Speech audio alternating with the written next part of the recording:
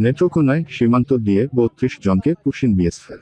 প্রথমবারের মতো নেত্রকোনার এক উপজেলার সীমান্ত দিয়ে ৩২ জনকে বাংলাদেশ ঠেলে পাঠিয়েছে ভারতীয় সীমান্তরক্ষী বাহিনী বিএসএফ। এদের মধ্যে ২২ জন নারী, ৩ শিশু ও ৮ জন পুরুষ। মঙ্গলবার দিবাগত রাত ৩টার দিকে জেলার দুর্গাপুরের বিজয়পুর সীমান্ত দিয়ে তাদেরকে পুশিন করা হয় বলে জানিয়েছেন বিজিবির ময়মনসিংহ সেক্টরের কমান্ডার কর্নেল সরকার মোহাম্মদ মোস্তাফিজুর রহমান। বিজিবির জানায়, বিজয়পুর বিওপির ১১৪৮ বিভাজন ৬ থেকে প্রায় ৫০০ গজ বাংলাদেশের অভ্যন্তরে জগৎকুড়া এলাকায় পুশিন করানো হলে তাদের আটক করে বিজিবির।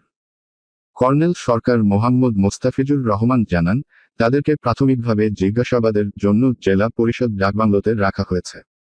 জিজ্ঞাসাবাদে তাদের পরিচয় নিশ্চিত করা হবে। নেত্রকোনা বিজিবির ৩১ ব্যাটালিয়নের অধিনায়ক মোহাম্মদ কামরুজ্জামান জানান, পুশিন ৩২ জনের পরিচয় প্রাথমিকভাবে নিশ্চিত করা হয়েছে।